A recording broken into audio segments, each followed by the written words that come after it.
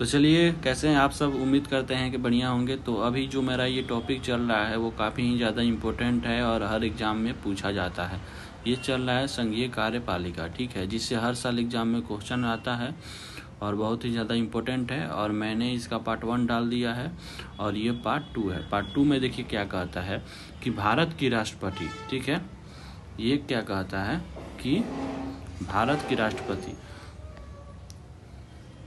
यहाँ से देखते हैं कि भारत की राष्ट्रपति को, ठीक है, उसकी पद के बारे में बात कर रहा है। इसको थोड़ा और हम छोटा कर लेते हैं, ठीक है, कि भारत की राष्ट्रपति को उसकी पद की शपथ भारत का प्रधान न्यायाधीश दिलवाता है। कौन दिलवाता है? भारत के राष्ट्रपति को उसकी पद का शपथ कौन दिलवाता है? भारत का प्रधान न्यायाधीश दिलवाता है, ठीक है। इतना बात तो आपको समझ में आ गया होगा।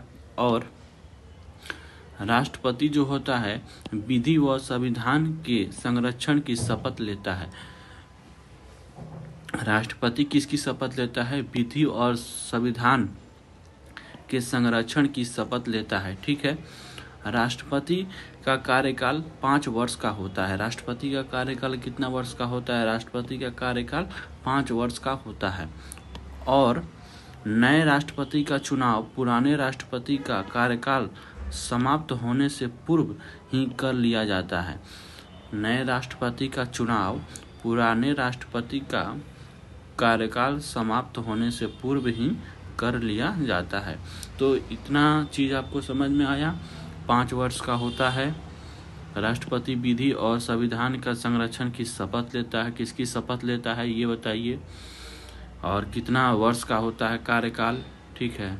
और शपथ कौन दिलवाता है ये बताइए, ठीक है। इतना चीज़ तो इसमें मामूली सी बात है, समझ में आ गया, हो गया, ठीक है। अब देखिए, कोई भी व्यक्ति कितनी भी बार भारत का राष्ट्रपति बन सकता है। कोई भी व्यक्ति कितनी भी बार भारत का क्या बन सकता है? राष्ट्रपति बन सकता है, ठीक है। इसके लिए कोई भी अधिकतम सीमा का निर्धारण नहीं है। इसके लिए कोई भी अधिकतम सीमा का निर्धारण नहीं है, ठीक है। यदि भारत का राष्ट्रपति अपने कार्यकाल के समापन से पहले ही इस्तीफा दे देता है, चाहे तो उपराष्ट्रपति को संबोधित करते हुए कर दे सकता है। यानी कि कहने का मतलब है, यदि भारत का राष्ट्रपति अपने कार्यकाल के समय समापन से पहले ही इस्तीफा देना चाहे, मतलब उसका जो काम कर रहा है उसका अगर कार्यकाल के समय ही इस्तीफा देना चाहे तो उपराष्ट्रपति को संबोधित करते हुए दे सकता है। किसको दे सकता है? उपराष्ट्रपति को दे सकता है। किसको दे सकता है? उपराष्ट्रपति को दे सकता है, ठीक है। यदि राष्ट्रपति का पद उसकी मृत्यु, इस्तीफा या अन्य किसी कारण से रिक्त हो गया हो, रिक्त मतलब खाली हो गया हो, तो ऐसी स्थिति में भारत का उपराष्ट्रपति तुरंत प्रभाव संभाल लेगा। तो ऐसी स्थिति में क्या होगा कि भारत का जो राष्ट्रपति है वो तुरंत क्या करेगा? भार को संभाल लेगा, ठीक है। उसके बाद देखिए, राष्ट्रपति के पद का दायित्व संभालना है, ठीक है, उपराष्ट्रपति को, ठीक है। उसके बाद यदि उस समय उपराष्ट्रपति का पद भी रिक्त हो, तो अगर मान लीजिए उपराष्ट्रपति का पद भी रिक्त हो तो क्या होगा? तो भारत का प्रधान न्यायाधीश, भारत का प्रधान न्यायाधीश यह दायित्व संभाल लेता है। भारत का कौन? प्रधान न्यायाधीश यह दायित्व संभाल लेता है। और यदि उसका पद भी रिक्त हो, तो अगर उसका पद भी रिक्त हो, किसका? भारत का प्रधान न्यायाधीश का भी पद रिक्त हो, तो सर्वोच्च न्यायालय का वरिष्ठ न्यायाधीश राष्ट्रपति का कार्यभार संभालता है। सर्वोच्च न्यायालय का वरिष्ठ न्यायाधीश राष्ट्रपति का कार्यभार को संभालता है, ठीक है। इतना चीज़ तो आपको समझ में आ गया होगा राष्ट्रपति के बारे में। इस प्रकार की आकस्मिक रिक्ति की स्थिति में 6 महीने के अंदर राष्ट्रपति का चुनाव करवाना जाना अनिवार्य है। मतलब इस प्रकार की आकस्मिक रिक्ति की स्थिति में 6 महीने के अंदर राष्ट्रपति का चुनाव करवाना जाना अनिवार्य है। ठीक है। महाभियोग की प्रक्रिया, ये क्वेश्चन बहुत इम्पोर्टेंट है। महाभियोग की प्रक्रिया, तो चलिए हम देखते हैं किसे कहते हैं।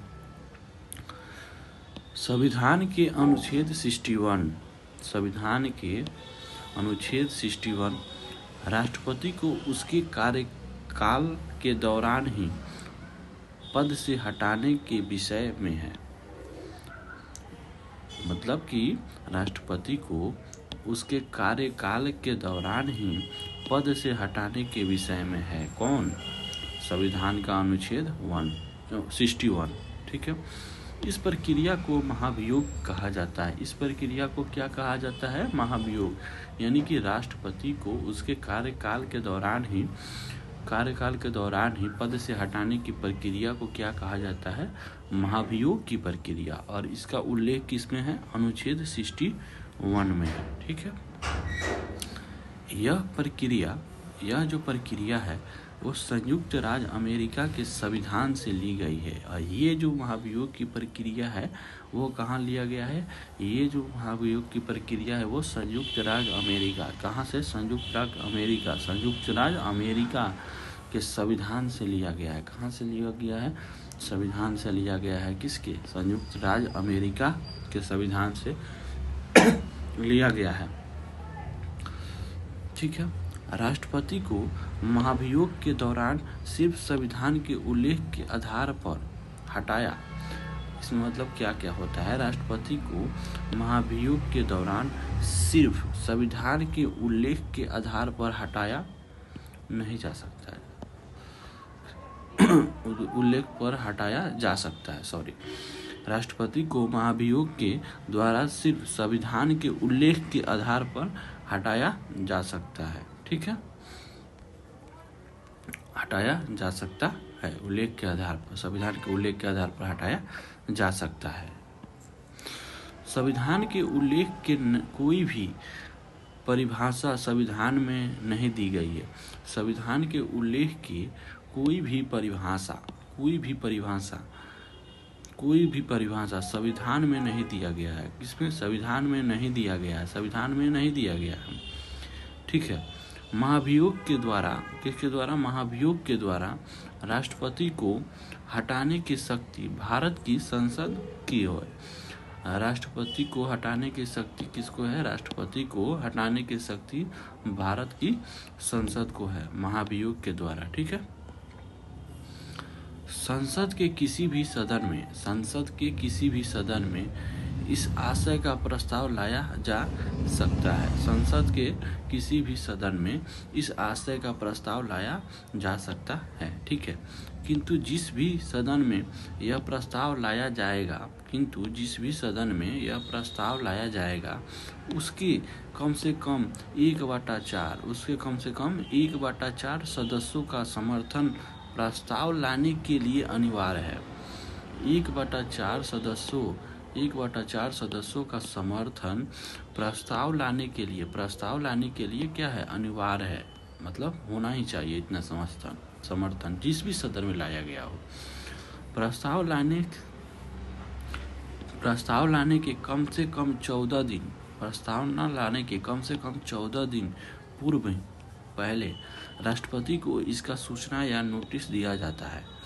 ठीक है। प्रस्तावना लाने के कम से कम 14 दिन पूर्व राष्ट्रपति को इसका सूचना या नोटिस दिया जाएगा। ठीक है। राष्ट्रपति अगर चाहे तो स्वयं और चाहे तो अपने किसी प्रतिनिधित्व के माध्यम से अपना बचाव कर सकता है। ठीक है। राष्ट्रपति अगर चाहे तो स्वयं और चाहे तो अपने किसी प्रतिनिधित्व के माध्यम से अपना बचाव कर सकता है। ठीक है। अपना बचाव कर सकता है। राष्ट्रपति अगर चाहे तो स्वयं या किसी अपना प्रतिनिधित्व के माध्यम से अपना बचाव कर सकता है। ठीक है। एक सदन राष्ट्रपति पर आरोप लगाता है और दूसरा सदन उसकी क्या करता है? एक सदन राष्ट्रपति पर आरोप लगाता है और दूसरा सदन उसकी क्या करता है? जांच करता है। दूसरा सदन उसकी क्या करता है, जांच करता है। दूसरा सदन उसकी क्या करता है, जांच करता है। ठीक है, दूसरा सदन उसकी जांच करता है। इसीलिए यह प्रक्रिया ठीक है अर्धन्यायिक प्रक्रिया कहलाती है। इसीलिए यह प्रक्रिया क्या कहलाती है, अर्धन्यायिक प्रक्रिया कहलाती है। ठीक है, यदि दोनों सदन अपने विशेष बहुमत से, और दोनों सदन की बात कर रहा है, किसकी बात कर रहा है, दोनों सदन की।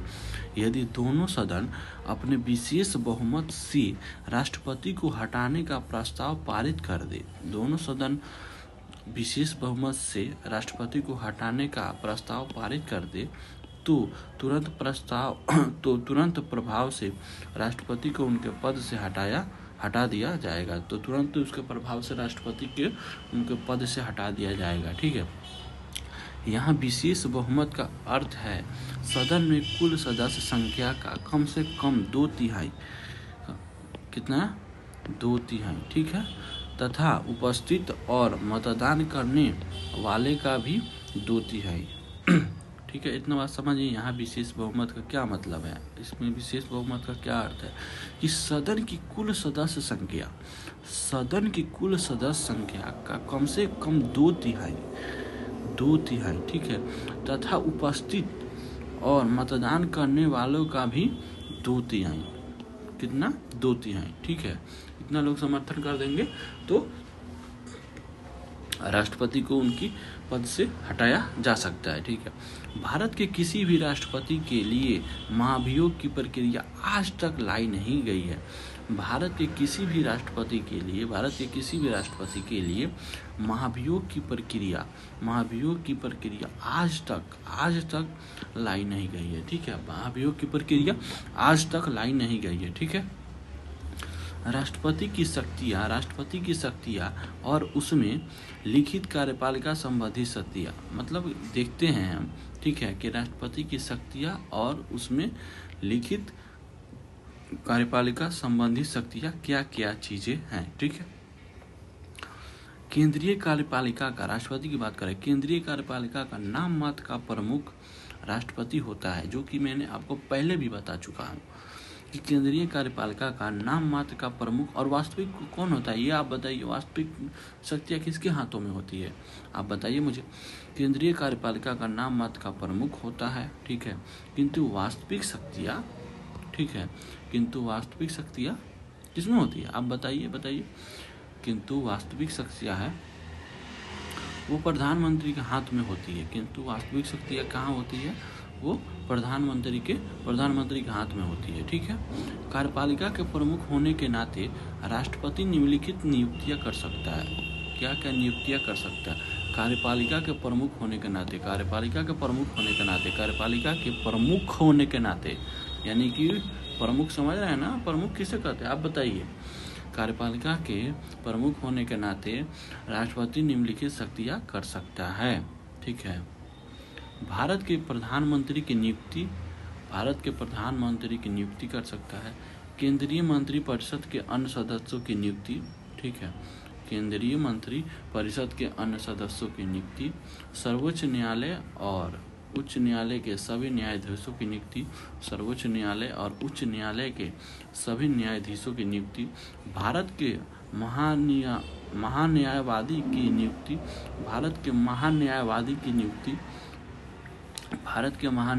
की नियुक्ति, ठीक है, यानी कि भारत के नियंत्रण और महालेखन परीक्षण की नियुक्ति, यानी जिसको CAG कहा जाता है, जो लेखा जोखा करता है, भारत सरकार के हिसाब का मतलब करता है, भारत के नियंत्रण और महालेखा परीक्षण की नियुक्ति। ठीक है, संघ लोक सेवा आयोग के अध्यक्ष और सदस्यों की नियुक्ति, संघ लोक सेवा आयोग के अध्यक्ष और सदस्यों की नियुक्ति करता है, संघ लोक सेवा आयोग के सदस्य और अध्यक्षों की नियुक्ति करता है, राज्य के राज्यपालों की नियुक्ति करता है, भारत के मुख्य चुनाव आयुक्त और अन्य चुनाव आयुक्तों की नियुक्ति करता है, भारत के मुख्य चुनाव आयोग और क्या करता है, और अन्य चुनाव आयुक्तों की नियुक्ति करता है। ठीक है, वित्त आयोग के अध्यक्ष और सदस्यों की नियुक्ति करता है, ठीक है, अनुसूचित जाति आयोग, अनुसूचित जाति आयोग, जनजाति आयोग और अन्य पिछड़ा आयोग के अध्यक्षों की नियुक्ति करता है।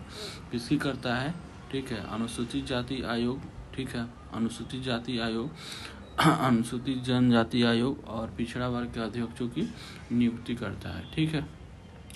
केंद्र शासित प्रदेश, केंद्र शासित प्रदेशों के शासकों की नियुक्ति करता है। केंद्र शासित प्रदेश के शासकों की नियुक्ति करता है। केंद्र शासित प्रदेश की शासकों की नियुक्ति करता है। ठीक है।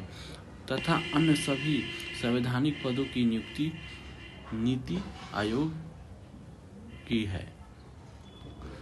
तथा अन्य सभी संवैधानिक पदों की नियुक्ति नीति आयोग की नहीं, नीति आयोग की नहीं। ठीक है। भारत का राष्ट्रपति ऐसे नियम बना सकता है। कैसे नियम बना? जो केंद्र सरकार के काम काज को करने में आसानी प्रदान करे। भारत का राष्ट्रपति ऐसे नियम बना सकता है जो केंद्र सरकार के काम काज को करने में आसानी प्रदान करे। ठीक है। प्रधानमंत्री से केंद्र सरकार के काम काज के विषय में जानकारी प्राप्त करता है। प्रधानमंत्री से केंद्र सरकार के काम काज के विषय में जानकारी प्राप्त करता है। कौन? राष्ट्रपति के बारे में बात हो रही है। ठीक है। वे प्रधानमंत्री तथा अन्य किसी भी